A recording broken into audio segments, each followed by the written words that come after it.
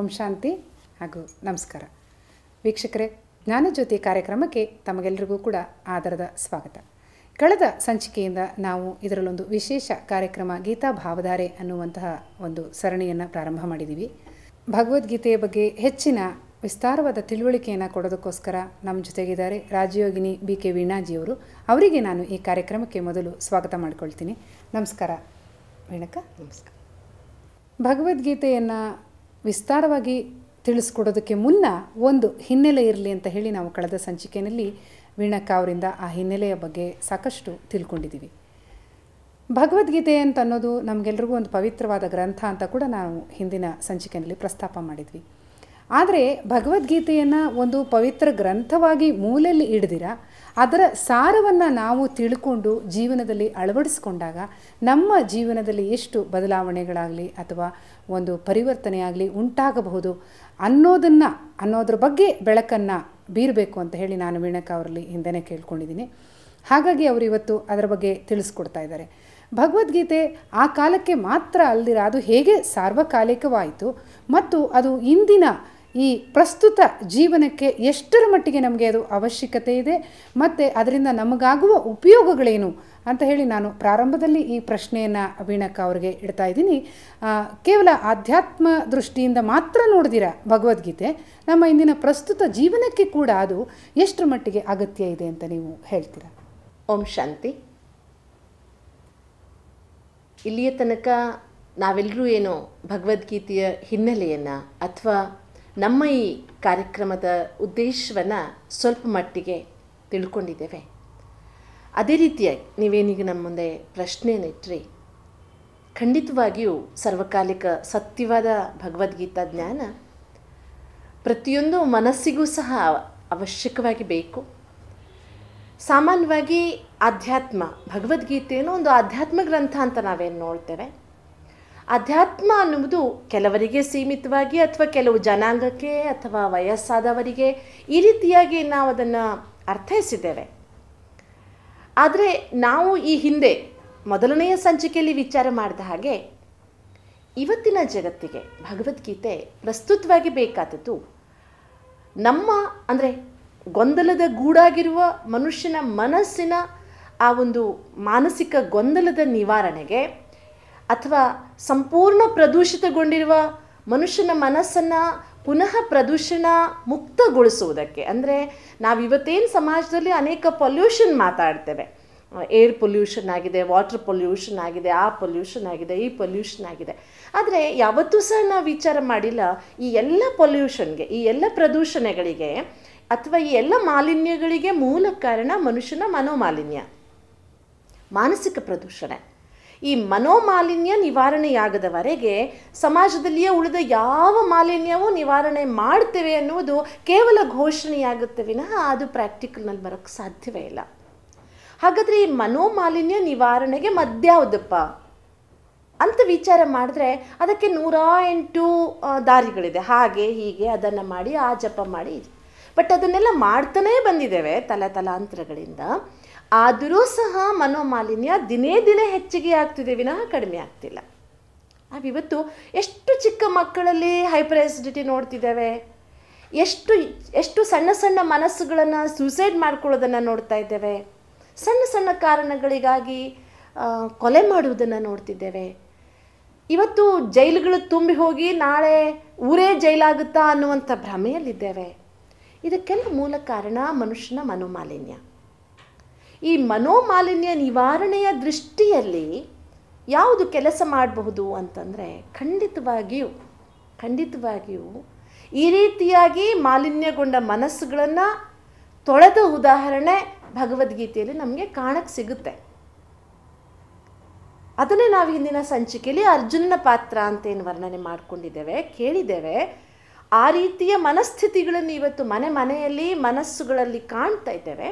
ಅದನ್ನು ನಿವಾರಣೆ ಮಾಡುವುದಕ್ಕೆ ಭಗವದ್ಗೀತೆ ಸರ್ವಕಾಲಿಕವಾಗಿ ಉಪಯೋಗಕ್ಕೆ ಬರುವಂಥದ್ದು. ಅದರಲ್ಲಿಯೂ ಈ ಸಮಯದಲ್ಲಿ, ಎಸ್ಪೆಷಲಿ ಈ ಗಳಿಗೆಯಲ್ಲಿ ನಾವು ಯಾವ ಸಮಯದಲ್ಲಿ ಈಗ ಮಾತಾಡ್ತಾ ಇದ್ದೇವೆ ಇವತ್ತಿನ ಜನಾಂಗದಲ್ಲಿ, ನೀವು ಒಂದು ಸ್ವಲ್ಪ ವರ್ತಮಾನ ಪತ್ರಿಕೆಗಳನ್ನು ತೆಗೆದು ನೋಡಿ, TV ಚಾನಲ್ಗಳನ್ನು ತಿರುಗಿಸಿ ನೋಡಿ, ಯಾವ ನ್ಯೂಸ್ನಲ್ಲಿ ಯಾವ ನ್ಯೂಸ್ ಚಾನಲ್ನಲ್ಲಿ ಎಲ್ಲಿ ಇಲ್ಲ ಈ ಸಮಾಚಾರ. ನಾವೇನು ಮನೋಮಾಲಿನ್ಯದ ಬಗ್ಗೆ ಮಾತನಾಡ್ತಿದ್ದೇವೆ, ಭ್ರಷ್ಟತೆ ಅನ್ನಿ, ಅತ್ಯಾಚಾರ ಅನ್ನಿ, ಅನಾಚಾರ ಅನ್ನಿ, ಅಥವಾ ಇನ್ನು ಯಾವುದೋ ರೀತಿಯ ಸಮಾಜದ ತಪ್ಪು ಅಂತ ಗೊತ್ತಿದ್ದು ತಪ್ಪನ್ನು ಕಂಟ್ರೋಲ್ ಮಾಡೋಕ್ಕಾಗದಿರೋ ಮನಸ್ಥಿತಿಗಳನ್ನು ನಾವೇನು ಕಾಣ್ತಿದ್ದೇವೆ, ಅವ್ರ ಹತ್ರ ಸಾಮರ್ಥ್ಯವೂ ಇದೆ ಆ ತಪ್ಪನ್ನು ನಿಗ್ರಹಿಸುವಂಥದ್ದು, ಆದರೆ ನಿಗ್ರಹಿಸೋಕ್ಕಾಗ್ತಿಲ್ಲ. ಇದು ಅರ್ಜುನನ ವ್ಯಕ್ತಿತ್ವ. ಅರ್ಜುನನಿಗೂ ಗೊತ್ತಿತ್ತು ನಾನು ಯುದ್ಧ ಮಾಡಲೇಬೇಕು ಅಂತಂದ್ಬಿಟ್ಟು, ಆದರೆ ಮಾಡೋಕ್ಕಾಗದ ಮನಸ್ಥಿತಿಯನ್ನು ಅವನು ತಲುಪಿದ. ಅರ್ಜುನನಿಗೆ ಗೊತ್ತಿತ್ತು ದುರ್ಯೋಧನನಂಥವರನ್ನು ಬೆಳೆಯೋಕ್ಕೆ ಬಿಡಬಾರ್ದು ಅಂತ, ಆದರೂ ನಿಗ್ರಹಿಸಕ್ಕೆ ಆಗದೆ ಕೈಚಲ್ಲಿ ಕುಳಿತಿದ್ದ ಅವನು. ಇಂತಹ ಮನಸ್ಥಿತಿ ಇವತ್ತು ಎಲ್ಲ ಕಡೆಯೂ ಕಾಣಕ್ಕೆ ಸಿಗ್ತಾ ಇದೆ ನಮಗೆ. ಆದ್ದರಿಂದ ಕೇವಲ ಒಂದು ಪೂಜೆ ಮಾಡುವುದಕ್ಕೆ, ಅದಕ್ಕೆ ಅರಿಶಿನ ಕುಂಕುಮ ಹಚ್ಚಿ ಅದನ್ನು ದೇವರ ಜಾಗದಲ್ಲಿ ಇಡುವುದಕ್ಕೆ, ಅಥವಾ ಕೇವಲ ಪಠಣ ಮಾಡುವುದಕ್ಕೆ, ಅಥವಾ ಅದನ್ನು ಬಾಯಿಪಾಠ ಮಾಡುವುದಕ್ಕಷ್ಟೇ ಭಗವದ್ಗೀತೆ ಸೀಮಿತವಲ್ಲದೆ, ನಮ್ಮ ಜೀವನದಲ್ಲಿ ಆ ಭಗವದ್ಗೀತೆಯಿಂದ ಏನು ಪರಿಹಾರ, ಹೇಗೆ ಪರಿಹಾರ ಅಂತ ತಿಳ್ಕೊಳ್ಳುವುದು ಇವತ್ತಿನ, ಅಂದರೆ ಭಗವದ್ಗೀತೆ ಅಂದರೆ ನಾನು ಹೇಳುವುದು ಕೇವಲ ಶ್ಲೋಕದಿಂದ ಅಲ್ಲ, ಮುಖ್ಯವಾಗಿ ಅಲ್ಲಿ ಉದ್ದೇಶ ಏನಿದೆ ಭಗವದ್ಗೀತೆಯದು. ಸೋತ ಮನಸ್ಸನ್ನು ಸಾಂತ್ವನಗೊಳಿಸುವುದು, ಕಲುಷಿತಗೊಂಡ ಮನಸ್ಸನ್ನು ನಿರ್ಮಲಗೊಳಿಸುವುದು, ಹತಾಶಗೊಂಡ ಮನಸ್ಸನ್ನು ಉತ್ತೇಜಿಸಿ ಯಶಸ್ಸಿನತ್ತ ಮಾರ್ಗದರ್ಶನ ಮಾಡುವಂಥದ್ದು, ಗೊಂದಲದ ಗೂಡಾಗಿರುವ ಮನಸ್ಸನ್ನು ನಿಶ್ಚಲ ನಿರ್ಮಲಗೊಳಿಸಿ ಸ್ಟೆಬಿಲಿಟಿಯನ್ನು ಬೆಳೆಸುವಂಥದ್ದು, ದ್ವಂದ್ವದಿಂದ ಹೊರ ಕರೆದುಕೊಂಡು ಬಂದು ಮನಸ್ಸನ್ನು ಸರಿಯಾದ ದಿಕ್ಕಿನಲ್ಲಿ ನಡೆಯುವ ಶಕ್ತಿಯನ್ನು ತುಂಬಿಸುವಂಥ ಕೆಲಸ ಭಗವದ್ಗೀತಾ ಜ್ಞಾನದಿಂದಲೇ ಸಾಧ್ಯ. ಅದು ವರ್ತಮಾನಕ್ಕೆ ಹೆಚ್ಚು ಪ್ರಸ್ತುತ. ಸರ್ವಕಾಲಿಕವಂತೂ ಹೌದೇ ಹೌದು, ಆದರೆ ವರ್ತಮಾನಕ್ಕಂತೂ ಅದು ಅತಿ ಹೆಚ್ಚು ಪ್ರಸ್ತುತ ಎನ್ನುವುದು ಈ ಚಿಂತನೆಯ ಮೂಲ ಉದ್ದೇಶ. ಒಂದು ಒಳ್ಳೆ ಮಾತು ಹೇಳಿದ್ರಿ ವೀಣಕ್ಕ ನೀವು. ಈ ಮನೋಮಾಲಿನ್ಯ ಅಂತ ಅನ್ನೋದು ಖಂಡಿತವಾಗ್ಲೂ ಇದ್ರ ಬಗ್ಗೆ ಯಾರು ಜಾಸ್ತಿ ಯೋಚನೆ ಮಾಡಲ್ಲ ಅಂತ ಅಂದ್ಕೊಳ್ತೀನಿ. ಯಾಕೆಂದರೆ ಎಲ್ಲ ಪ್ರದೂಷಣೆಗಳಿಗೆ ಒಂದು ಪರಿಹಾರ ಕಂಡುಹಿಡಿಯೋಕ್ಕೆ ಹೋಗ್ತಾರೆ. ಪರಿಸರ ಮಾಲಿನ್ಯ, ಶಬ್ದ ಮಾಲಿನ್ಯ, ಹವಾ ಮಾಲಿನ್ಯ ಹಾಗೆ ಅಂತ ಹೇಳಿ. ಆದರೆ ಮನೋಮಾಲಿನ್ಯಕ್ಕೆ ಒಂದು ಔಷಧಿಯನ್ನು ಕಂಡುಹಿಡಿಯುವಂಥ ಪ್ರಯತ್ನವನ್ನೇ ನಮ್ಮ ಸಾಮಾನ್ಯ ಜನರು ಮಾಡೋಕ್ಕೆ ಹೋಗಲ್ವಲ್ಲ ಅಂಥೇಳಿ ಒಂದೊಂದ್ಸಲಿ ವಿಷಾದ ಉಂಟಾಗುತ್ತೆ. ನೀವೀಗ ಹೇಳಿದ್ರಿ ಅದಕ್ಕೆ ಭಗವದ್ಗೀತೆ ತುಂಬ ಸೂಕ್ತವಾದ ಮದ್ದು ಅಂಥೇಳಿ. ಆ ಮದ್ದನ್ನು ಮನೆಯಲ್ಲೇ ಇಟ್ಕೊಂಡಿರ್ತಾರೆ. ಮನೆ ಮದ್ದಲ್ಲ ಅಂತಂದಂಗೆ ಅದನ್ನು ಉಪಯೋಗಿಸೋದೇ ಇಲ್ಲ ಅಷ್ಟೇ. ಅದರಲ್ಲಿರುವ ಸಾರಗಳನ್ನು ಹೇಳೋದು, ಪುಸ್ತಕನಲ್ಲ, ಸಾರವನ್ನು. ಈಗ ನಾನು ಮತ್ತೊಂದು ಪ್ರಶ್ನೆಯನ್ನು ನಿಮ್ಮ ಮುಂದಿಡೋಕ್ಕೆ ಇಷ್ಟಪಡ್ತೀನಿ. ಯಾವುದು ಅಂತ ಹೇಳಿದ್ರೆ, ಈಗ ಅರ್ಜುನ ಯುದ್ಧ ಮಾಡ್ತಾ ಮಾಡ್ತಾ ಅವನು ಶಸ್ತ್ರವನ್ನು ತ್ಯಾಗ ಮಾಡಿ ಹತಾಶನಾಗಿ ಕುಳಿತುಕೊಂಡ್ಬಿಟ್ಟ, ಕೃಷ್ಣನ ಹತ್ರ ಮೊರೆ ಇಟ್ಟ ಹಾಗೆ ಅಂಥೇಳಿ ನಾವು ಸಾಮಾನ್ಯವಾಗಿ ತಿಳ್ಕೊಂಡಿರೋದು. ಆವಾಗ ಈ ಗೀತೋಪದೇಶ ಆಯಿತು ಅಂತಂದು. ಅಂದರೆ ಭಗವದ್ಗೀತೆ ಯುದ್ಧ ಮಾಡೋಕ್ಕೆ ಪ್ರೇರೇಪಿಸುತ್ತಾ, ಅಥವಾ ಅದರಿಂದ ಹೊರತಾಗಿ ಬೇರೆ ಏನಾದರೂ ಮೌಲ್ಯಗಳಿದೆಯಾ ಅದಕ್ಕೆ? ಇಲ್ಲಿ ಬಹಳ ಮುಖ್ಯವಾಗಿ ಮಹಾಭಾರತದ ಮಧ್ಯೆ ಭಗವದ್ಗೀತೆಯನ್ನು ಚಿತ್ರಿಸಿರೋದ್ರಿಂದ, ಆ ಕಾವ್ಯವನ್ನು ರಚಿಸಿರುವನು ವ್ಯಾಸ ಅಂತ ನಾವೇನು ಕೇಳ್ತೇವೆ, ಮಹಾಭಾರತದ ಮಧ್ಯೆ ಭಗವದ್ಗೀತೆಯನ್ನು ಚಿತ್ರಿಸಿರೋದ್ರಿಂದ, ಅರ್ಜುನನನ್ನೊಬ್ಬನನ್ನ ಕ್ಷತ್ರಿಯ ಅಂತ ತೋರಿಸಿರೋದ್ರಿಂದ ಅವನಿಗೆ ಯುದ್ಧ ಮಾಡುವುದಕ್ಕೆ ಪ್ರೇರೇಪಿಸಿತು ಭಗವದ್ಗೀತೆ ಎನ್ನುವ ಚಿತ್ರಣ ನಾವು ಅದರಲ್ಲಿ ಕಾಣ್ತಾ ಇದ್ರು ಸಹ, ವಾಸ್ತವಿಕವಾಗಿ ನಾವು ಪೀಠಿಕೆಯಲ್ಲಿಯೂ ಯೋಚನೆ ಮಾಡಿದ ಹಾಗೆ ಪ್ರತಿಯೊಬ್ಬ ಮನುಷ್ಯನೂ ಸಹ ಯುದ್ಧಕ್ಷೇತ್ರದಲ್ಲಿಯೇ ಇದ್ದಾನೆ. ಜೀವನ ಅನ್ನೋದು ಹೋರಾಟವಲ್ಲದೆ ಇನ್ನೇನೂ ಅಲ್ವೇ ಅಲ್ಲ. ಇಲ್ಲಿ ನಾಳಿನ ಜಯ ಅಪಜಯ ಮುಖ್ಯವಲ್ಲ, ಹೋರಾಟ ಮುಖ್ಯ ಅನ್ನುವುದು ನಾವೆಲ್ಲರೂ ತಿಳ್ಕೊಂಡಿದ್ದೇವೆ. ಆದ್ದರಿಂದ ಈ ಜೀವನ ಎನ್ನುವ ಹೋರಾಟದಲ್ಲಿ ಎಂದೂ ಸಹ ನೀನು ಹತಾಶನಾಗಬೇಡ ಎನ್ನುವ ಸಂದೇಶವನ್ನು ಕೊಡುವ ಸಲುವಾಗಿ ಭಗವದ್ಗೀತೆ ಆ ರೀತಿ ಚಿತ್ರಿಸಲ್ಪಟ್ಟಿದೆ ಅಂತ ನಾವು ತಿಳ್ಕೊಂಡ್ರೆ ನಮ್ಮ ಜೀವನಕ್ಕೆ ಉಪಯೋಗ ಆಗುತ್ತೆ. ಎರಡನೇದು ಬಹಳ ಮುಖ್ಯವಾಗಿ, ಇಲ್ಲಿ ಅರ್ಜುನ ಇವತ್ತಿನ ಯುವ ಜನಾಂಗದ ಒಬ್ಬ ಪ್ರತಿನಿಧಿ. ಎಲ್ಲ ಸಕಲ ವಿದ್ಯಾ ಪಾರಂಗತನಾದ, ಎಲ್ಲ ಶಕ್ತಿಗಳು ಇರುವಂತಹ ಒಬ್ಬ ಯುವಕ ಹೇಗೆ ಒಂದು ಸಣ್ಣ ಸಣ್ಣ ಕಾರಣಕ್ಕಾಗಿ ವಿಚಲಿತನಾಗ್ತಾನೆ ಎನ್ನುವುದನ್ನು ಆ ಒಂದು ಅಧ್ಯಾತ್ಮ ಭಾಷೆಯಲ್ಲಿ, ಅಂದಿನ ಆ ಸಂಸ್ಕೃತ ಭಾಷೆಯಲ್ಲಿ ಬರೆಯಲ್ಪಟ್ಟಿದೆ. ಅಂದರೆ ಬಹಳ ಮುಖ್ಯವಾಗಿ ಇವತ್ತಿನ ಯುವ ಜನಾಂಗಕ್ಕೆ ಅದೊಂದು ಕೈಪಿಡಿ ಅಂದರೆ ತಪ್ಪಲ್ಲ. ನಾವು ಯಾವುದೇ ಕ್ಷೇತ್ರದಲ್ಲಿ ಯಾವಾಗ ನಿರಾಶರಾಗ್ತೇವೆ, ಅಲ್ಲಿ ನಿರಾಶೆ ಜೀವನದ ಅಂತ್ಯವಲ್ಲ.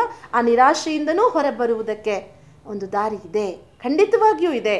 ನಾವು ಬಹಳ ಸುಂದರವಾದ ಒಂದು ಹೇಳಿಕೆ ಕೇಳ್ತೇವೆ, ಎಲ್ಲ ಬಾಗಿಲುಗಳು ಮುಚ್ಚಿ ಹೋಯಿತು ಅಂತ ತಿಳ್ಕೊಳ್ಬೇಡ, ಹೊಸ ಬಾಗಿಲು ತೆರೆಯುವುದಕ್ಕೆ ಜಾಗ ಇದೆ ಅಂತ.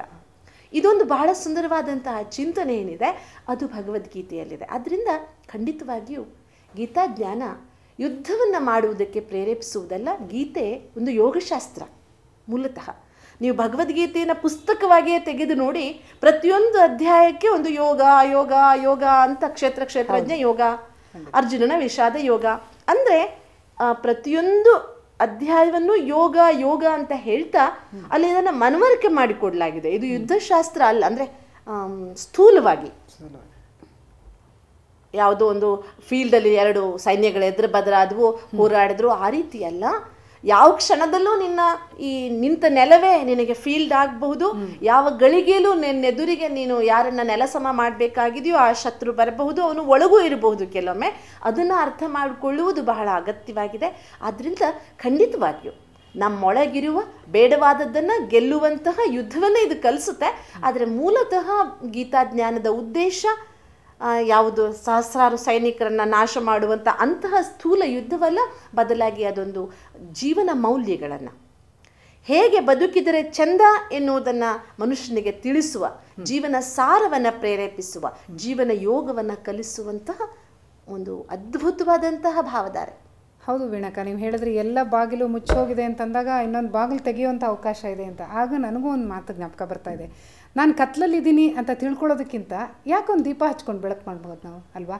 ಆ ದೀಪ ಹಚ್ಚುವ ಪ್ರಯತ್ನ ಇದೆಯಲ್ಲ, ಅದೇ ಮನುಷ್ಯನಲ್ಲಿ ಮತ್ತೆ ಒಂದು ಹೊಸ ಆಸೆಯನ್ನು, ಆಕಾಂಕ್ಷೆಯನ್ನು ಉಂಟು ಮಾಡುತ್ತೆ ಅನ್ನೋದು ಕೂಡ ಒಂದು ಸತ್ಯ. ಈ ಜೀವನದ ಹೋರಾಟದಲ್ಲಿ ಹೇಗೆ ನಮಗೆ ಭಗವದ್ಗೀತೆ ಅದೇ ಥರ ಒಂದು ಬೆಳಕಾಗಿ ನಿಲ್ಲಲಿ ಅಂತ ಹೇಳಿ ನಾವು ಇವತ್ತು ಆಶಿಸೋಣ. ಮತ್ತು ಭಗವದ್ಗೀತೆಯ ಪಾತ್ರಗಳ ಪರಿಚಯ ಎಲ್ಲ ಮಾಡಿಕೊಡ್ತಾ ಇದ್ರಿ. ಅರ್ಜುನ ಇವತ್ತಿನ ಯುವ ಜನಾಂಗದ ಒಂದು ಪ್ರತೀಕವಾಗಿದ್ದಾನೆ ಹಾಗೆ ಅಂತ ಹೇಳಿ. ಕೆಲವರಿಗೆ ಅನಿಸುತ್ತೆ, ಈಗ ಮಹಾಭಾರತ ಅಥವಾ ಓದಿದಾಗ ಅಥವಾ ಭಗವದ್ಗೀತೆಯನ್ನು ತಿಳ್ಕೊಳ್ತಾ ಹೋದಾಗ ಅದೆಲ್ಲವೂ ನಮಗೆ ಹೇಳ್ತಾ ಇದ್ದಾರೇನೋ, ಏಕೆಂದರೆ ನಮ್ಮಲ್ಲೂ ಆ ಮನಸ್ಥಿತಿಗಳು ಉಂಟಾಗ್ತಾನೇ ಇರ್ತವೆ. ಆ ಥರ ಈ ದ್ವಂದ್ವ ಮನಸ್ಥಿತಿ ಅಂತೂ ಇವತ್ತಿನ ಎಲ್ಲ ಜನರಲ್ಲಿ ನಾವು ಕಾಣ್ತೀವಿ, ಯುವ ಪೀಳಿಗೆಯಲ್ಲಿ ಕಾಣ್ತೀವಿ. ಬಹುಶಃ ಅದರಿಂದ ಆ ಖಿನ್ನತೆಗೂ ಕೂಡ ಅವ್ರಿಗೆ ಅದು ಒಂದು ಅವಕಾಶ ಮಾಡಿಕೊಡ್ಬೋದು. ಆ ಖಿನ್ನತೆ ಉಂಟಾದಾಗಂತೂ ಜೀವನದಲ್ಲಿ ಎಲ್ಲವನ್ನ ನಾವು ಕಳ್ಕೊಂಬಿಟ್ವಿ ಅನ್ನೋ ಥರ ಭಾವನೆ ಕೂಡ ಬಂದ್ಬಿಡುತ್ತೆ ಕೆಲವರಿಗೆ. ಇದಕ್ಕೆ ಭಗವದ್ಗೀತೆಯಿಂದ ಏನು ಕೆಲವು ವಿಷಯ ಅವ್ರಿಗೆ ಮನವರಿಕೆ ಮಾಡಿಕೊಡ್ಬೋದು ನಾವು ಭಗವದ್ಗೀತೆಯ ಮೂಲಕ? ಈ ಒಂದು ದ್ವಂದ್ವ ಮನಸ್ಥಿತಿಗಾಗಲಿ ಅಥವಾ ನಾವು ಭಗವದ್ಗೀತೆಯ ಪಾತ್ರಗಳಲ್ಲಿ ನಾವು ಯಾವ ಥರ ಪಾತ್ರಕ್ಕೆ ಅದು ಹೊಂದ್ಕೋತೀವಿ, ಅದರಲ್ಲಿ ಯಾವ್ದು ನಾವು ಆಗಿರಬಹುದು ಅನ್ನುವಂಥ ಒಂದು ಮನಸ್ಥಿತಿನೂ ಕಾಡ್ತಿರುತ್ತೆ, ಒಂದು ಪ್ರಶ್ನೆಗಳು ಕೆಲವರು ಕಾಡ್ತಾ ಇರುತ್ತೆ. ಅದಕ್ಕೆ ನೀವು ಯಾವ ಥರ ವಿಶ್ಲೇಷಣೆ? ತುಂಬ ಮುಳ್ಳಿನ, ಹೊರಗಿನಿಂದ ತುಂಬ ಮುಳ್ಳಿನ ರೂಪದಲ್ಲಿ ಕಾಣುವ, ತುಂಬ ದೊಡ್ಡದಾಗಿರುವ ಹಲಸಿನ ಹಣ್ಣು ಬಿಡ್ಸಕ್ಕೆ ಹೋದರೆ ಹಣ್ಣಿನ ಸವಿಗಿಂತ ಜಾಸ್ತಿ ನಮಗೆ ಅದರ ಮೇಣ ಮೆತ್ಕೊಂಡ್ಬಿಡುತ್ತೆ, ಹಲಸಿನ ಮೇಣ. ಅದನ್ನು ಬಿಡಿಸ್ಕೊಳ್ಳುವುದೇ ಸಮಸ್ಯೆಯಾಗಿ ಎಷ್ಟೋ ಜನಕ್ಕೆ ಹಲಸಿನ ಹಣ್ಣೆ ತಿನ್ನೋದು ಬೇಡ ಅನಿಸ್ಬಿಡುತ್ತೆ. ಜೀವನವೂ ಹಾಗೆ. ಈ ಜೀವನದ ಆನಂದವನ್ನು ಅನುಭವಿಸಬೇಕು ಅಂತ ಪ್ರತಿಯೊಬ್ಬರಿಗೂ ಉದ್ದೇಶ ಇದೆ. ಆದರೆ ಜೀವನಾನಂದವನ್ನು ಅನುಭವಿಸುವಾಗ ಜೊತೆಗೇನು ಮೇಣ ಮೆತ್ಕೊಳ್ಳುತ್ತಲ್ಲ, ಆ ಮೇಣವೇ ಬೇಡ ಅಂತಂದ್ಬಿಟ್ಟು ಜೀವನವೇ ಬೇಡ ಅಂತ ಅಂದ್ಕೊಳ್ಳೋರು ಅದೆಷ್ಟೋ ಜನ. ಆದರೆ ಈ ಹಲಸಿನ ಹಣ್ಣು ಬಿಚ್ಚುವುದಕ್ಕೆ ಒಂದು ಸುಲಭವಾದ ಉಪಾಯ ಇದೆ. ಕೈಗೆ ನೀವು ಒಂದು ಸ್ವಲ್ಪ ಎಣ್ಣೆ ಮೆತ್ಕೊಂಡ್ಬಿಟ್ರೆ, ಒಂದು ಸ್ವಲ್ಪ ಎಣ್ಣೆ ಅಂಟಿಸ್ಕೊಂಡ್ಬಿಟ್ಟು ಹಲಸಿನ ಹಣ್ಣು ಬಿಡಿಸ್ಬಿಟ್ರೆ ಹಲಸಿನ ಮೇಳ ನಿಮಗೆ ಸ್ವಲ್ಪವೂ ಕೈಗೆ ಅಂಟ್ಕೊಳ್ಳೋದಿಲ್ಲ ಅಲ್ವಾ? ಎಂಥ ಸುಲಭವಾದಂಥ ವಿಧಾನ.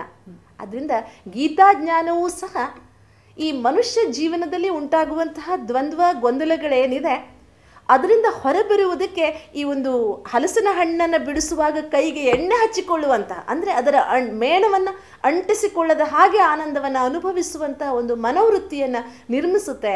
ಅಂದರೆ ನಮ್ಮ ಮನಸ್ಸಿನ ಮಾಲಿನ್ಯವನ್ನು ದೂರ ಮಾಡಿಕೊಳ್ಳುವುದಕ್ಕೆ ಒಂದು ಉತ್ತಮವಾದಂತಹ ದಿಗ್ದರ್ಶನವನ್ನು ನಮಗೆ ಕೊಡುತ್ತೆ ಅಂತ ನೆನಪು ಮಾಡಿಕೊಳ್ತಾ, ಇಲ್ಲಿ ಬಹಳ ಅಗತ್ಯವಾಗಿ ನಾವು ಗಮನಿಸಬೇಕಾದದ್ದೇನು ಅಂದರೆ, ಗೀತಾಜ್ಞಾನ ಇವತ್ತಿನ ಪರಿಸ್ಥಿತಿಯಲ್ಲಿ ಮನುಷ್ಯನಿಗೆ ಯಾಕಪ್ಪ ಅಗತ್ಯ ಅಂತಂದರೆ, ಒಂದು ರೀತಿ ಮನುಷ್ಯನಿಗೆ ಎಲ್ಲ ಸವಲತ್ತುಗಳು ಸಿಕ್ಕಿದಾಗ ಅವನು ಯಾವ ರೀತಿ ಆಗ್ಬಿಟ್ಟಿದ್ದಾನೆ ಇವತ್ತು ಅಂದರೆ, ನನಗೆಲ್ಲೋ ಒಂದು ಕಡೆ ಓದಿದ್ದು ಬಹಳ ಚೆನ್ನಾಗಿ ನೆನಪಾಗುತ್ತೆ ನೋಡಿ. ನಮಗೆ ಕಷ್ಟ ಅನ್ನುವುದೇ ಬೇಡ. ಎಷ್ಟರ ಮಟ್ಟಿಗೆ ಅಂದರೆ ಒಂದು ಸ್ವಲ್ಪ ದಿನ ನಮ್ಮ ಈ ಒಂದು ಮೂಲಾಕ್ಷರಗಳೇನಿದೆ ಅ ಆ ಇ, ಅದರಲ್ಲಿ ರು ಶಬ್ದನೇ ತೆಗೆದು ಹಾಕಿಬಿಡಬೇಕು ಅಂತ ಚಿಂತನೆ ನಡೆದಿತ್ತು. ಅದು ಬಹಳ ಕಷ್ಟ, ಪ್ರೊನೌನ್ಸ್ ಮಾಡುವುದೇ ಕಷ್ಟ, ಆ ಶಬ್ದವೇ ಬೇಡ ಅಂತ. ಅಂದರೆ ಮನುಷ್ಯ ಇವತ್ತು ಹೇಗಿದ್ದಾನೆ ಅಂದರೆ ಕಷ್ಟವನ್ನು ಅವನು ಪಡುವುದಕ್ಕೆ ಇಷ್ಟಪಡುವುದಿಲ್ಲ. ಎಲ್ಲವೂ ಆರಾಮವಾಗಿ ಕೂತಲ್ಲೇ ಎಲ್ಲವೂ ಸಹ ಆಗ್ತಾ ಇರಲಿ. ಈ ಒಂದು ಮನಸ್ಥಿತಿ ಏನಿದೆ, ಹೋರಾಟವೇ ಬೇಡ. ಆದರೆ ಹಿರಿಯರ ಅನುಭವ ಏನು ಹೇಳುತ್ತೆ ಅಂದರೆ, ಯಾವಾಗ ಮನುಷ್ಯ ತಾನು, ಒಂದು ಗಾದೆ ಇದೆ, ತಾನು ಸಾಯಬೇಕು ಸ್ವರ್ಗ ಕಾಣಬೇಕು ಅಂತ. ಅಂದರೆ ತಾನು ಕಷ್ಟಪಟ್ಟರೆ ಮಾತ್ರ ಆ ಸ್ವರ್ಗದ ಅನುಭವ ಅವನಿಗಾಗುತ್ತೆ. ಇಲ್ಲಿ ಗೀತಾ ಪಾತ್ರಗಳು ಅಥವಾ ಗೀತೆಯಲ್ಲೇನು ಅರ್ಜುನ ಬರ್ತಾನೆ, ಅರ್ಜುನ ನಮ್ಮೆಲ್ಲರ ಪ್ರತಿನಿಧಿ. ನಮ್ಮ ಮನಸ್ಸಿನಲ್ಲಿ ಆಗಾಗ ಉದ್ಭವಿಸುವಂತಹ ಈ ಅರ್ಜುನನ ವಿಷಾದ ಏನಿದೆ, ಅದಕ್ಕೆ ಕಾರಣಗಳನ್ನು ನಾವು ಒಂದು ಸ್ವಲ್ಪ ಯೋಚನೆ ಮಾಡಿದ್ರೆ ಗೀತೆ ಏನಪ್ಪ ಮಾಡುತ್ತೆ ಅಂದರೆ, ನವಗ್ರಹಗಳ ಹಾಗೆ ಆಗಿ ಹೋಗಿರುವಂತಹ ಮನುಷ್ಯರ ಮನಸ್ಸುಗಳನ್ನು ಪುನಃ ಒಂದುಗೂಡಿಸುವ ಕೆಲಸ ಮಾಡುತ್ತೆ. ನಿಮ್ಗೆ ಗೊತ್ತಿದೆ, ಎಲ್ಲರೂ ನೀವು ನವಗ್ರಹ ಮಂದಿರಕ್ಕಂತೂ ಹೋಗಿರ್ತೀರ, ಒಂದ್ರ ಮುಖ ಒಂದು ನೋಡಲ್ಲ ನವಗ್ರಹಗಳು ಅಂದರೆ. ಜೊತೆಗೆ ನಾವಿವತ್ತು ಗೀತಾಜ್ಞಾನದಿಂದ ನಭೋಮಂಡಲದ ಆಚೆಗೆ ಮನುಷ್ಯ ವಿಜ್ಞಾನಿ ಕನಸಿನಲ್ಲಿಯೂ ತಲುಪಕ್ಕಾಗದಿರುವಂತಹ ಸತ್ಯವನ್ನು ಅನುಭವದ ಮೂಲಕ ಕಂಡುಕೊಳ್ಳುವುದಕ್ಕೆ ಸಾಧ್ಯವಾಗ್ತದೆ. ಆದ್ದರಿಂದ ಇಲ್ಲಿ ಮೂಲವಾಗಿ ನಾವು ಚಿಂತನೆ ಮಾಡೋಕ್ಕೆ ಹೊರಟಿರೋದೇನಪ್ಪ ಅಂದರೆ, ಹೇಗೆ ನೋಡಿ ನಾವಿವತ್ತು ಎಲ್ಲದಕ್ಕೂ ಸಮಯ ಮಾಡಿಕೊಳ್ತಾ ಇದ್ದೇವೆ. ಎಲ್ಲದಕ್ಕೂ ನಾವು ನಮ್ಮ ದೈಹಿಕ ಬೆಳವಣಿಗೆಗಾಗಿ, ವ್ಯಾಯಾಮಗಳಿಗಾಗಿ, ಆರೋಗ್ಯಕ್ಕಾಗಿ, ಸಂಪಾದನೆಗಾಗಿ, ವಿದ್ಯೆಗಾಗಿ, ಹೊಸತನ್ನು ಕಲಿಯುವುದಕ್ಕಾಗಿ, ಅಥವಾ ಇನ್ಯಾವುದೋ ಸಂಗೀತ ನೃತ್ಯಕ್ಕಾಗಿ, ಸ್ವಲ್ಪ ಮನೋರಂಜನೆಗಾಗಿ ಹೀಗೆಲ್ಲ ಏನು ಸಮಯ ಕೊಡ್ತೇವೆ, ಹಾಗೆ ನಮ್ಮ ಆಂತರಿಕ ಅಭಿವೃದ್ಧಿಗಾಗಿಯೂ ಸ್ವಲ್ಪ ಸಮಯವನ್ನು ಮೀಸಲಿಡುವಂತಹ ಒಂದು ಅತ್ಯಮೂಲ್ಯವಾದಂತಹ ಮಾರ್ಗದರ್ಶನ ಹಾಗೂ ಆ ನಿಜವಾದಂತಹ ದಿಶೆಯಲ್ಲಿ ನಾವು ಮುಂದುವರಿಯುವುದಕ್ಕೆ ಬೇಕಾದ ಪ್ರೇರಣೆ ನಮಗೆ ಭಗವದ್ಗೀತೆಯಿಂದ ಸಿಗುತ್ತೆ. ಇಲ್ಲಿ ಇಂಪಾರ್ಟೆಂಟಾಗಿ ನಾವು ಗಮನಿಸಬೇಕಾದದ್ದೇನು ಅಂದರೆ, ಗೀತಾಜ್ಞಾನ ಅನ್ನುವಂಥದ್ದು ಯಾವುದೇ ಒಂದು ವಯಸ್ಸಿಗೆ ಪರಿಮಿತವಾಗಿ ಹೇಳಲ್ಪಟ್ಟಿದ್ದಲ್ಲ. ಯಾಕೆಂದರೆ ಎಲ್ಲರಿಗೂ ಬೇಕು. ಬಿದ್ದರೆ ಕಾಲು ನೋವಾಗುತ್ತೆ ಅಥವಾ ಕಾಲು ಮುರ್ಕೊಳ್ತೀವಿ, ಜಾರು ಬೀಳ್ತೀವಿ, ಈ ನಾಲೆಜ್ ಇದೆಯಲ್ಲ, ಇದು ಮಕ್ಕಳಿಗೂ ಬೇಕು, ಮುದುಕರಿಗೂ ಬೇಕು, ಯಾರಿಗೂ ಬೇಡ ಅಂತಲ್ಲ. ಮತ್ತು ಬಹಳ ಮುಖ್ಯವಾಗಿ ಒಬ್ಬರು ನಮ್ಮ ಎದುರಿಗೆ ಜಾರಿ ಬಿದ್ದಿರುವುದನ್ನು ನೋಡಿದ ಮೇಲೆ, ಬಾಳೆಹಣ್ಣಿನ ಸಿಪ್ಪೆ ಮೇಲೆ ಕಾಲಿಟ್ಟರೆ ಜಾರು ಬೀಳ್ತಾರೆ, ಎಲ್ರಿಗೂ ಗೊತ್ತು. ಇಲ್ಲ, ನಾನೆಂದೂ ಜಾರು ಬಿದ್ದಿಲ್ಲ, ನಾನು ಬೀಳೋ ತನಕ ನಾನು ಅದನ್ನು ನಂಬಲ್ಲ ಅಂತ ಹೇಳಿದ್ರೆ ನಾವು ಮೂರ್ಖರಾಗಿಬಿಡ್ತೇವೆ. ಹಾಗಿದೆ ಗೀತಾಜ್ಞಾನ. ಇದು ನಾವು ಆಗಲೇ ಚಿಂತನೆ ಮಾಡಿದ ಹಾಗೆ ಎಲ್ಲರಿಗೂ ಬೇಕಾದಂಥದ್ದು. ಆದ್ದರಿಂದ ಇಲ್ಲಿ ಅರ್ಜುನ ಅಂತ ಅನ್ಬೇಕಾದ್ರೆ ನಾವೊಂದು ಅರ್ಜುನ ಅಂದರೆ ಏನು, ಯಾರು ಅರ್ಜುನ, ನಮ್ಮ ಮುಂದೆ ಅರ್ಜುನನ ಚಿತ್ರಣ ಹೇಗಿತ್ತು, ಆದರೆ ವಿಷಾದದಲ್ಲಿ ಹೇಗೆ ಆಯಿತು ಅಂದರೆ, ನಾವೇನು ಕೇಳ್ತೇವೆ, ಅರ್ಜುನ ಮತ್ತು ಏಕಲವ್ಯನ ಮಧ್ಯೆ ಸ್ಪರ್ಧೆ ಇತ್ತು, ಗೊತ್ತಿಲ್ಲದೆ ನಡೆದ ಸ್ಪರ್ಧೆ. ಬಿಲ್ವಿದ್ಯೆಯ ಪರೀಕ್ಷೆ ನಡೆದಿತ್ತು. ಏಕಲವ್ಯನಿಗೆ ಅರ್ಜುನ ಯಾರು ಅಂತ ಗೊತ್ತಿರಲಿಲ್ಲ, ಅವನು ನೋಡಬೇಕಾಗಿತ್ತು, ಮರಹತ್ಯೆ ನೋಡ್ತಾ ಇದ್ದ. ಹಕ್ಕಿಯ ಕತ್ತನ್ನು ಕತ್ತರಿಸಬೇಕು ಅನ್ನೋದು ಗುರಿಯಾಗಿತ್ತು. ಎಲ್ಲರಿಗೂ ಎಲ್ಲದೂ ಕಾಣ್ತು, ಆದರೆ ಅರ್ಜುನನಿಗೆ ಕೇವಲ ಹಕ್ಕಿಯ ಕತ್ತು ಮಾತ್ರ ಕಾಣ್ತು. ಅದರಿಂದ ಏಕಲವ್ಯ ಗುರುತಿಸಿದ ಅರ್ಜುನ ಇವನೇ ಅಂತ. ಇಂತಹ ಒಂದು ದೃಷ್ಟಾಂತ ನಮಗೆ ಮಹಾಭಾರತದಲ್ಲಿ ಬರುತ್ತೆ. ಅಂದರೆ ಕೇವಲ ತನ್ನ ಗುರಿಯ ಕಡೆಗೆ ಮಾತ್ರ ಮುಖ ಮಾಡಿ ಬೇರೆ ಯಾವ ಕಡೆಗೂ ಬುದ್ಧಿಯನ್ನು ವಿಚಲಿತ ಮಾಡದಿರುವ ಒಂದು ಮನಸ್ಥಿತಿ ಅರ್ಜುನನದಾಗಿತ್ತು ಭೂತಕಾಲ. ಬಟ್ ಗೀತೋಪದೇಶದ ಸಮಯದಲ್ಲಿ ಅವನ ಮನಸ್ಥಿತಿ ಹೇಗಿತ್ತು ಅಂದರೆ, ನೋಡಿ, ನಾವು ಗೀತೆಯ ಮೊದಲನೇ ಅಧ್ಯಾಯವನ್ನು ತಿರುವಿ ಹಾಕಿದರೆ ಅಲ್ಲವನ ಮನಸ್ಸಿನಿಂದ ಉದ್ಭವಿಸುವ ಪ್ರಶ್ನೆಗಳು ಭಾರಿ ಅದ್ಭುತ ಅನಿಸುತ್ತೆ. ಆ ಪ್ರಶ್ನೆಗಳನ್ನು ನಾವು ಗಮನಿಸಿದಾಗ ಅವನು ಹೇಳ್ತಾನೆ, ಈ ನನ್ನರು ಇವರೆಲ್ಲ ಸ್ವಜನರು, ಇವರನ್ನು ಹತ್ಯೆ ಮಾಡಿದ್ರೆ ಶ್ರೇಯಸ್ಸಾಗುವುದಿಲ್ಲ ನನಗೆ. ಮೊದಲು ಯುದ್ಧಕ್ಕಾಗಿ ತಯಾರಿ ಮಾಡುವಾಗ ನನ್ನವರನ್ನೇ ನಾನು ಎದುರಿಸಬೇಕಾಗ್ತದೆ ಅಂತ ಅವನಿಗೆ ಗೊತ್ತಿರಲಿಲ್ವಾ? ಎರಡನೇದು, ಸ್ವಜನ ಅಂದರೆ ಯಾರು? ಇಲ್ಲಿ ನೋಡಿ ದ್ವಂದ್ವ. ಯುದ್ಧಕ್ಕಾಗಿ ಹಂಬಲಿಸಿದ, ಯುದ್ಧ ಬಂದಾಗ ಈ ರೀತಿಯ ವಿಷಾದ. ನನಗೆ ವಿಜಯದ ಆಕಾಂಕ್ಷೆ ಇಲ್ಲ. ಒಂದು ಸೈನ್ಯದಲ್ಲಿ ಒಬ್ಬ ಯೋಧ ಯುದ್ಧ ಮಾಡುವಾಗ ತನ್ನ ವೈಯಕ್ತಿಕ ವಿಜಯಕ್ಕಾಗಿ ಯಾರು ಯುದ್ಧ ಮಾಡೋದಿಲ್ಲ. ಆ ಸೈನ್ಯದ ವಿಜಯ, ಆ ಸೈನ್ಯ ಯಾಕಾಗಿ ಯುದ್ಧ ಮಾಡ್ತಿದೆ, ಆ ಸೈನ್ಯದ ಉದ್ದೇಶ, ಯುದ್ಧ ಮಾಡುವ ಉದ್ದೇಶ ಏನು, ಅದಕ್ಕೆ ನಾನು ಬೆಂಬಲಿಗ ಮಾತ್ರ. ಅಲ್ಲಿ ನನಗೆ ಇವ್ರನ್ನ ಕೊಂಡ್ರೆ ನನಗೆ ಹಾಗಾಗುತ್ತೆ, ಅದಕ್ಕೆ ನಾನು ವಿಜಯ ಮಾಡಲ್ಲ ಅಂದರೆ ಅಲ್ಲಿ ಅವನು ನಾವು ಅನ್ನುವ ಮನೋಭಾವ ಹೊಟ್ಟೋಯ್ತು ಅವನಲ್ಲಿ. ನಾನು ಎನ್ನುವ ಮನೋಭಾವ ಬಂತು. ನಾನು ಯುದ್ಧ ಮಾಡಿದ್ರೆ ನನಗೆ ವಿಜಯ ಬೇಡವೇ ಬೇಡ. ನಿನ್ನ ವಿಜಯಕ್ಕಾಗಿ ನೀನಿಲ್ಲಿ ನಿಂತಿಲ್ಲ, ನೀನೊಂದು ತತ್ವದ, ನೀನೊಂದು ಸಿದ್ಧಾಂತದ, ನೀನೊಂದು ಸಮುದಾಯದ ಪ್ರತಿನಿಧಿಯಾಗಿ ನಿಂತಿದೆಯಾ ಅನ್ನೋದು ಮರೆತೋಯ್ತು. ನಮ್ಮ ಜೀವನದಲ್ಲೂ ನಾವು ಎಷ್ಟೋ ಸಲ ಹೀಗೆ ಆಗ್ತೇವೆ. ಯಾವುದೋ ಒಂದು ತತ್ವಕ್ಕಾಗಿ ನಾವು ಹೋರಾಡ್ತಾ ಇರ್ತೇವೆ. ಆ ತತ್ವ ನನ್ನ ಸಣ್ಣ ಕುಟುಂಬದ ಸ್ವಾರ್ಥಕ್ಕೆ ಎಲ್ಲಾದರೂ ಒಂದು ಕಡೆ ತೊಂದರೆ ಮಾಡ್ತದೆ ಅಂತ ಅಂದಾಗ ನನಗಂತೂ ಬೇಡ, ನೀವೇನಾದರೂ ಮಾಡ್ಕೊಡಿ ಅಂತ ಹಿಂಸರ್ತು ಬಿಡ್ತೇವೆ. ಇಂತಹ ಅದೆಷ್ಟೋ ಸನ್ನಿವೇಶಗಳನ್ನು ನಮ್ಮ ಜೀವನದಲ್ಲಿ ನಾವು ಕಾಣ್ತೇವೆ. ಇಲ್ಲಿ ನಾವು ಬಹಳ ಮುಖ್ಯವಾಗಿ ಗಮನಿಸಬೇಕಾದದ್ದು ಇದು. ನಿನಗೆ ವಿಜಯ ಬೇಕು ಬೇಡ ಅನ್ನೋದು ಮುಖ್ಯ ಅಲ್ಲ, ನೀನು ಯಾತಕ್ಕಾಗಿ ಹೋರಾಡ್ತಾ ಇದೆಯಾ, ಯಾರಿಗಾಗಿ ಹೋರಾಡ್ತಾ ಇದೆಯಾ ಅದು ಸಹ ಮುಖ್ಯ. ಜೀವನದಲ್ಲೂ ಅಷ್ಟೇ, ನನ್ನ ಯಶಸ್ಸೇ ಮುಖ್ಯವಲ್ಲ, ಅದನ್ನು ನಾವು ಗಮನಿಸುವುದಿಲ್ಲ. ಈ ರೀತಿ ನಾವು ಅವನ ಪ್ರಶ್ನೆಗಳನ್ನು ಗಮನಿಸ್ತಾ ಹೋದರೆ, ಹಾಗಂತ ಅವನಿಗೆ ಈ ಪ್ರಶ್ನೆಗಳು ಅರ್ಥವಾಗದ ಮೂರ್ಖನೇನಾಗಿರಲಿಲ್ಲ ಅರ್ಜುನ ಅಲ್ವಾ? ಹಾಗೆ ನಾವು ಸಹ ಬಹಳ ವಿದ್ಯಾವಂತರಿರ್ತೇವೆ, ಬುದ್ಧಿವಂತರಿರ್ತೇವೆ, ಸಮಾಜದಲ್ಲಿ ಸಾಕಷ್ಟು ಒಳ್ಳೆಯ ಸ್ಥಾನದಲ್ಲಿ ಇರ್ತೇವೆ, ಒಳ್ಳೆಯ ಕೌಟುಂಬಿಕ ಹಿನ್ನೆಲೆಯನ್ನು ಹೊಂದಿರ್ತೇವೆ. ಇಷ್ಟೆಲ್ಲ ಇದ್ದು ಸಹ ನಮ್ಮ ಮನಸ್ಸಿನಲ್ಲಿ ಸಣ್ಣ ಮಾತಿನಲ್ಲಿ, ಯಾರೋ ಹೇಳಿದ ಒಂದು ಸಣ್ಣ ಮಾತಿನಿಂದ, ಎಲ್ಲೋ ಕೇಳಿದ ಒಂದು ಸಣ್ಣ ಮಾತಿನಿಂದ, ಯಾರೋ ನಮ್ಮ ಬಗ್ಗೆ ಏನೋ ಹೀಗೆ ದೂಷಿಸಿದರು ಅನ್ನೋ ಒಂದು ಸಣ್ಣ ಕಾರಣಕ್ಕೆ ಮನಸ್ಸು ಬ್ರೇಕ್ ಡೌನ್ ಆಗಿಬಿಡ್ತದೆ. ಬ್ರೇಕ್ ಡೌನ್ ಇವತ್ತಿನ ವೈಜ್ಞಾನಿಕ ಭಾಷೆ. ಅದಕ್ಕೆ ಮೆಡಿಕೇಷನ್ ಸ್ಟಾರ್ಟ್ ಆಗ್ತದೆ. ಆದರೆ ಬ್ರೇಕ್ ಡೌನ್ ಆಗಿರುವುದು ಮನಸ್ಸು, ಟ್ರೀಟ್ಮೆಂಟ್ ನಡೆಯುವುದು ಬ್ರೈನ್ಗೆ. ಆಗ ಪರಿಣಾಮ ಶೂನ್ಯ. ಜೀವನ ಪರ್ಯಂತ ಟ್ರೀಟ್ಮೆಂಟ್ ತಗೊಳ್ಬೇಕೇ ವಿನಃ ಮತ್ತೆ ಮನಸ್ಸು ಚೇತರಿಸಿಕೊಳ್ಳುವುದಿಲ್ಲ. ಆದರೆ ಭಗವದ್ಗೀತೆಯಲ್ಲಿ ನೇರವಾಗಿ ಮನಸ್ಸಿಗೆ ಚಿಕಿತ್ಸೆ ಇದೆ. ಹೇಗಿದೆ ಚಿಕಿತ್ಸೆ ಅದನ್ನು ನಾವು ಮುಂದೆ ಚಿಂತನೆ ಮಾಡೋರಿದ್ದೇವೆ. ಆದ್ದರಿಂದ ಬಹಳ ಮುಖ್ಯವಾಗಿ ಇವತ್ತು ಯಾವುದೇ ಚಿಕ್ಕ ಮಗುವಿನಿಂದ ನಾಳೆ ಸಾಯಲಿರುವ ಮುದುಕನ ತನಕ ಪ್ರತಿಯೊಬ್ಬರ ಮನಸ್ಸಿನಲ್ಲಿ ಈ ಗೊಂದಲ ಎಷ್ಟೊತ್ತಿಗೂ ಉದ್ಭವವಾಗ್ಬೋದು, ಯಾವಾಗಲೂ ಉದ್ಭವವಾಗ್ಬೋದು. ಅಂದರೆ ಇಂತಹ ಗೊಂದಲಗಳ ಪರಿಹಾರಕ್ಕೆ ಸರಿಯಾದ ಮಾರ್ಗದರ್ಶನ ಇದೆ. ಆ ಮಾರ್ಗದರ್ಶನವನ್ನು ತಿಳ್ಕೊಂಡಾಗ ಬಹಳ ಸುಂದರವಾದಂತಹ ಅನುಭವವನ್ನು ನಾವು ಮಾಡುವುದು ಸಾಧ್ಯವಾಗುತ್ತೆ. ಅದಕ್ಕಾಗಿ ನಮ್ಮ ಮನಸ್ಸಿನಲ್ಲಿ ಭಗವದ್ಗೀತೆಯ ಬಗ್ಗೆ ಇರುವ ಒಂದು ಭಯವನ್ನು ನಾವು ಬಿಡಬೇಕಾಗುತ್ತೆ. ಯಾವುದು ಅಂದರೆ, ಗೀತೆಯ ಬಗ್ಗೆ ನಾವು ಚಿಂತನೆ ಮಾಡುವುದರಿಂದ ನಾವು ಆಧ್ಯಾತ್ಮವಾದಿಗಳಾಗಿ ಜೀವನದಿಂದ ನಾವು ವಿಮುಖರಾಗ್ತೇವೆ ಇಲ್ಲ. ಯಾಕೆಂದರೆ ಭಗವದ್ಗೀತೆ ಜೀವನ ಯೋಗವನ್ನು ಕಲಿಸುತ್ತೆ. ಭಗವದ್ಗೀತೆಯನ್ನು ನಾವು ಅನುಸರಿಸುವುದರಿಂದ ಬಹಳ ಮುಖ್ಯವಾಗಿ ನಾವೇನಾದ್ರೂ ಕೇವಲ ಧರ್ಮ ಬೀರುಗಳಾಗ್ಬಿಡ್ತೇವೆ, ಕರ್ಮ ಬಿಡ್ತೇವೆ? ಖಂಡಿತವಾಗಿಯೂ ಇಲ್ಲ. ಭಗವದ್ಗೀತೆ ಕರ್ಮಯೋಗವನ್ನು ಕಲಿಸುತ್ತೆ. ಖಂಡಿತ ವೀಣಕ್ಕ, ನೀವು ಹೇಳಿದರೆ ಅರ್ಜುನ ಮನಸ್ಥಿತಿ ನಮಗೆಲ್ರಿಗೂ ಕೂಡ ಬರ್ತಾ ಇರುತ್ತೆ. ದೈನಂದಿನ ಎಷ್ಟೋ ಕೆಲಸ ಕಾರ್ಯಗಳಲ್ಲಿ ನಾವು ಈ ಥರ ಒಂದು ಹತಾಶ ಭಾವನೆಯನ್ನು ಹೊಂದ್ತೀವಿ, ಮಾಡ್ತೀವಿ, ನಮ್ಮೆಲ್ಲರಲ್ಲೂ ಇರುತ್ತೆ. ಆದರೆ ಯಾರು ಒಪ್ಕೊಳ್ಳೋಕ್ಕೆ ಇಷ್ಟಪಡೋದಿಲ್ಲ ಅಷ್ಟೇ. ಆಮೇಲೆ ಇನ್ನೊಂದು ಮಾತು ಹೇಳಿದ್ರಿ ನೀವು, ಯಾರು ಕಷ್ಟಪಡೋಕ್ಕೆ ಇಷ್ಟಪಡಲ್ಲ ಅಂತ. ಇವತ್ತೆಲ್ಲ ಇನ್ಸ್ಟೆಂಟ್ ಫುಡ್ಗಳ ಹಾವಳಿ ಆಗ್ಬಿಟ್ಟಿದೆ ನೋಡಿ. ಯಾರು ಏನು ಮಾಡೋಕ್ಕೆ ಇಷ್ಟಪಡಲ್ಲ, ಎಲ್ಲ ಸಿಕ್ಕುತ್ತೆ ಮಾರ್ಕೆಟಲ್ಲಿ, ಇನ್ಸ್ಟೆಂಟ್ ತೊಗೊಂಬಂದ್ಬಿಡ್ತೀವಿ ಅಂತ. ಬಟ್ ಆ ಥರ ಇರೋದಕ್ಕಿಂತ ಈಗ ಭಗವದ್ಗೀತೆ ಏನು ಕರ್ಮಯೋಗವನ್ನು ಕಲಿಸ್ತಾ ಇದೆ. ಹಾಗಾಗಿ ನಿಮ್ಮ ಕೆಲಸವನ್ನು ಅಚ್ಚುಕಟ್ಟಾಗಿ ಮಾಡಿಕೊಂಡು ಇನ್ನೊಬ್ಬರಿಗೆ ತೊಂದರೆ ಕೊಡ್ದಿರಾ ನಿಮ್ಮ ಜೀವನವನ್ನು ಸಾಗಿಸ್ಕೊಂಡು ಹಾಗೂ ಬೇರೆಯವ್ರಿಗೂ ಕೂಡ ಒಳ್ಳೆಯದನ್ನು ಮಾಡೋದನ್ನು ಕಲಿಸೋದೇ ಭಗವದ್ಗೀತೆ ಅಲ್ವಾ. ಅದಕ್ಕೆ ಒಂದು ವಯಸ್ಸಾಗಬೇಕು ಅಥವಾ ಆಧ್ಯಾತ್ಮಿಕ ಮನೋಭಾವನೆ ಹೊಂದಬೇಕು ಅನ್ನೋ ಥರ ಏನಿಲ್ಲ. ಭಗವದ್ಗೀತೆ ಹೇಗೆ ನಾವು ಆಗಲೇ ಪ್ರಾರಂಭದಲ್ಲಿ ಮಾತಾಡಿದ್ವಿ, ಸಾರ್ವಕಾಲಿಕ ಅನ್ನೋ ಥರ, ಅದು ನಿಮಗೆ ನಿಜ ಜೀವನದ ಬಗ್ಗೆ ಸರಳ ವಿಧಾನದ ತಿಳುವಳಿಕೆಯನ್ನು ಕೊಡೋದಕ್ಕೋಸ್ಕರ ಇದೆ. ನಿಮ್ಮ ಜೀವನವನ್ನು ಉತ್ತಮ ಮಾಡ್ಕೊಳ್ಳೋದಕ್ಕೋಸ್ಕರ ಇದೆ ಅಂತ ತಿಳ್ಕೊಂಡ್ರೆ ಎಲ್ರಿಗೂ ತುಂಬ ಸುಲಭ ಆಗುತ್ತೆ. ಅಯ್ಯೋ ನನಗಿನ್ನೂ ಅಷ್ಟೊಂದು ವಯಸ್ಸಾಗಿಲ್ಲಪ್ಪ, ನಾನು ಯಾಕೆ ಇವಾಗಲೇ ಭಗವದ್ಗೀತೆ ಬಗ್ಗೆ ತಿಳ್ಕೊಬೇಕು ಅನ್ನೋರೇ ತುಂಬ ಜನ ಇವಾಗ.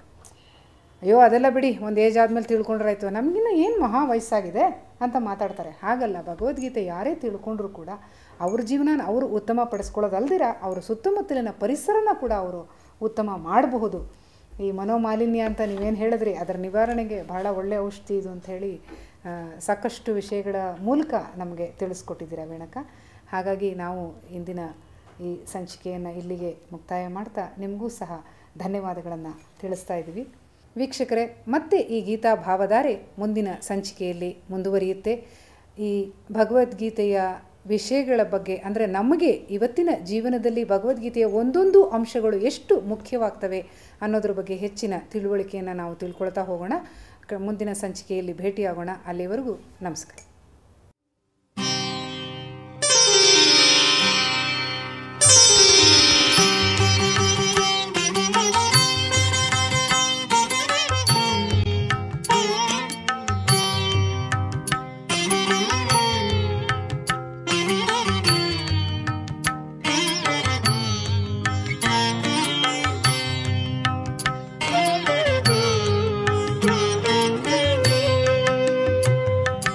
ಭಾರತ ಭೂಮಿಯಲ್ಲಿ ಜನಿಸಿದ ದಿವ್ಯ ಪುರುಷ ಬ್ರಹ್ಮನು, ಭಾರತ ಭೂಮಿಯಲ್ಲಿ ಜನಿಸಿದ ದಿವ್ಯ ಪುರುಷ ಬ್ರಹ್ಮನು, ಶಿವ ಅವನಲ್ಲಿ ನೆಲೆಸಿದ ನವಯುಗ ನಿರ್ಮಿಸಲು ಭಾರತ ಭೂಮಿಯಲ್ಲಿ ಜನಿಸಿದ ದಿವ್ಯ ಪುರುಷ ಬ್ರಹ್ಮನು.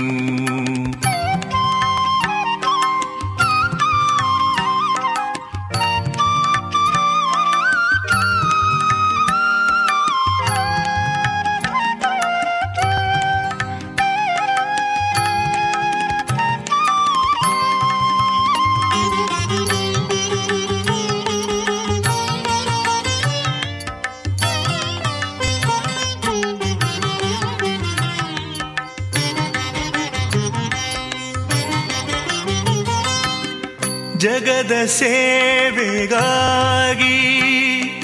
ತನು ಮನ ಧನವ ಸಮರ್ಪಿಸಿದ, ಜಗದ ಸೇವೆಗಾಗಿ ತನು ಮನ ಧನವ ಸಮರ್ಪಿಸಿದ, ಏಕತೆಯ ಮಾಲೆಯಲ್ಲಿ ಸೇರಿ ವಿಶ್ವ ಪರಿವರ್ತಿಸಿದ, ಏಕತೆಯ ಮಾಲೆಯಲ್ಲಿ ಸೇರಿ ವಿಶ್ವ ಪರಿವರ್ತಿಸಿದ, ಅಮೃತವಾಣಿಯ ಹರಿಸಿ ಸರ್ವರ ಸಂತಸಗೊಳಿಸಿದ, ಅಮೃತವಾಣಿಯ ಹರಿಸಿ ಸರ್ವರ ಸಂತಸಗೊಳಿಸಿದ, ಭಾರತ ಭೂಮಿಯಲ್ಲಿ ಜನಿಸಿದ ದಿವ್ಯ ಪುರುಷ ಬ್ರಹ್ಮನು. ಶಿವ ಅವನಲ್ಲಿ ನೆಲೆಸಿದ, ನವಯುಗ ನಿರ್ಮಿಸಲು ಭಾರತ ಭೂಮಿಯಲ್ಲಿ ಜನಿಸಿದ ದಿವ್ಯ ಪುರುಷ ಬ್ರಹ್ಮನು.